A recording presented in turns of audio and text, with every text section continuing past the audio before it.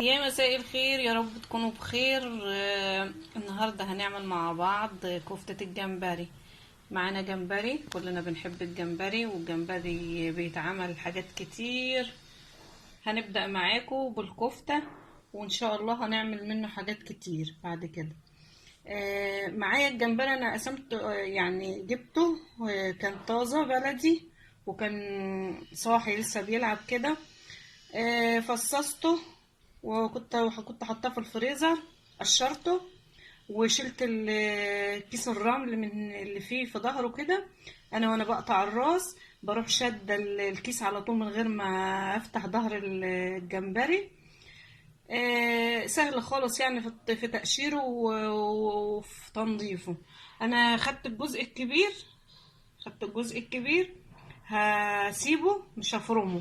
معايا الجزء الصغير شوية، هو مش صغير قوي بس حلو يعني معقول. هفرمه وهسيب الجزء التاني، هسيبه صحيح كده مع الكفتة، عشان نحس بطعم الجمبري واحنا بناكل الكفتة، ما يبقاش كله مش باين في الكفتة ومفروم زي اللحمة كده. لا، انا بنعمل جزء نفرم جزء ونسيب جزء. معايا كوباية دقيق رز، ودقيق الرز ده ممكن بيتباع بره وممكن يتعمل في البيت. انا عاملاه في البيت. غسلت الرز ونقعته ساعة، وبعد كده حطيته على حتة قماشة نظيفة نشف شوية، يعني برضو يعني نص ساعة كده نشفته على القماشة، وطحنته في الكبة بتاعة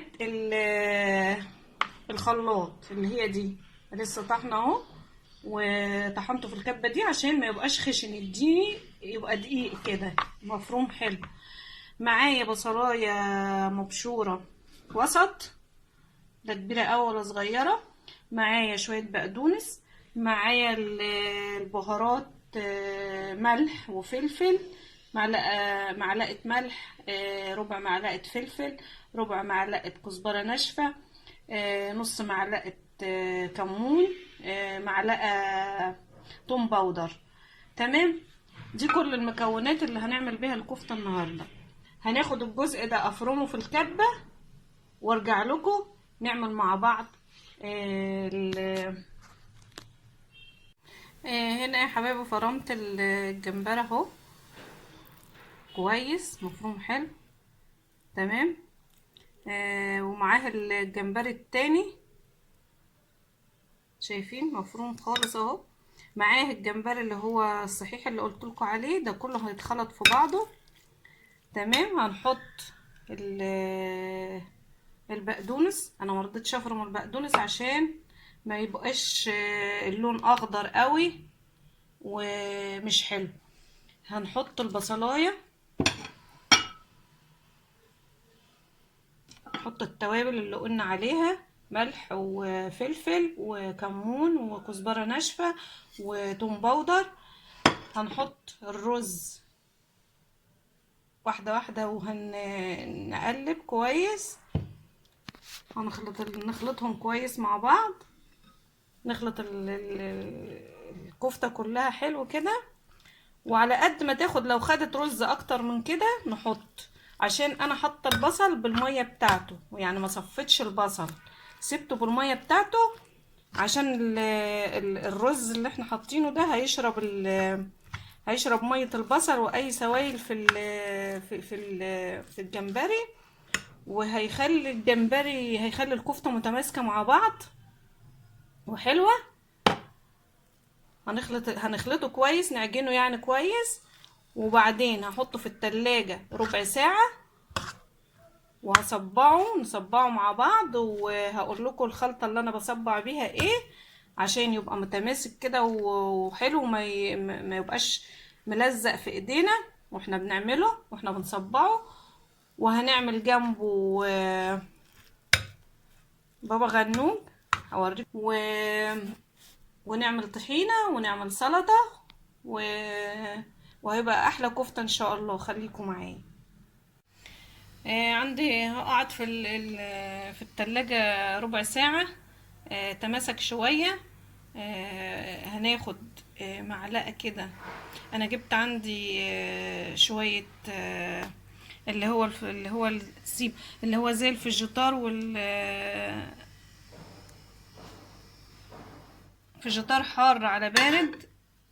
هو انا عندي جبت الكريسبي مش الفيجيتار، اللي عنده النوع ده يعمل منه، اللي عايز يعمل بالفيجيتار يعمل. وهقطعه كده بالمعلقة، وبعدين هصبعه اوريكم نعمله ازاي. دي مش بتخليه يلزق في ايدينا، الخلطة دي مش بتخليه يلزق في ايدينا واحنا بنصبعه.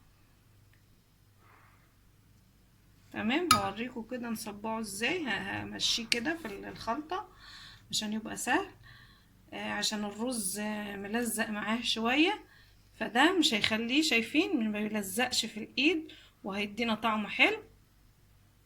حار مع بارد يدينا طعم. وده فيه ملح متبل، يعني الخلطة دي متبلة مملحة. تمام، هنصبعه كده مع بعض زي ما بقول لكم كده. نقلبه في الخلطة الاول قبل ما نصبعه، نعمله صوابع حلوة كده ومتماسك وجميل ومش بيفك مننا في القلب. تمام، شايفين حلو ازاي بنتعامل معانا بسهولة ومش بيلزق في الايد، عشان الجمبري مع قصدي خلطة دقيق الرز بيبقى ملزق مع الجمبري، فاحنا بنعمله بالخلطة كده عشان ما يلزقش معاه في ايدينا واحنا بنصبعه. واللي شايفين الجمبري باين فيه بالواحدة اهو، الجمبري اللي احنا حطيناه صاحي مع الجمبري اللي فرمناه، حطينا جزء وجزء عشان يدينا طعم الجمبري ويبقى طعمه جميل وحلو. هخلص الكمية وهنقل مع بعض، فاوريكم يتحمر ازاي في الزيت. خليكم معايا. وهنا خلصنا الكفتة، صبعناها ومعانا الزيت على البوتاجاز، هنحمر فيها الكفتة وهننزل في الزيت كده، ما يكونش متحمر، يعني ما يكونش سخن قوي عشان ما تاخدش لون بسرعة وتبقى نية من جوه. هو عامة الكفتة مش الجمبري مش بياخد سوا، يعني بيستوي بسرعة. تمام،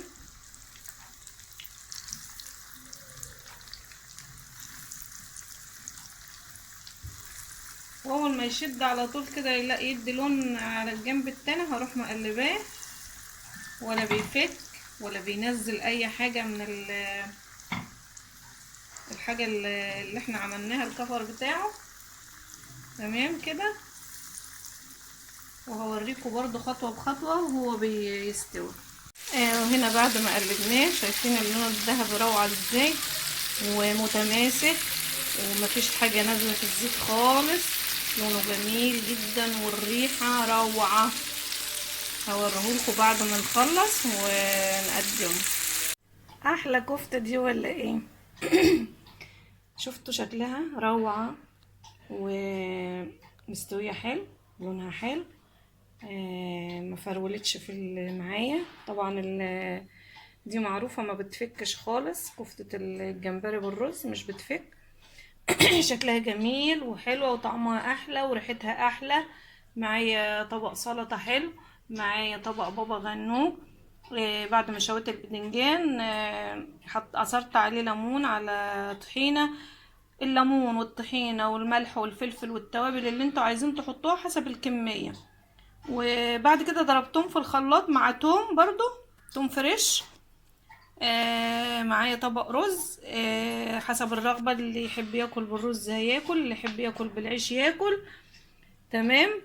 واحلى طبق كفتة جمبري. يا ريت لو اول مرة تشوفوا القناة اشتركوا فيها واعملوا لنا لايك للفيديو عشان يوصل لكم كل جديد من اكلنا، سهل وبسيط وعلى قد الايد.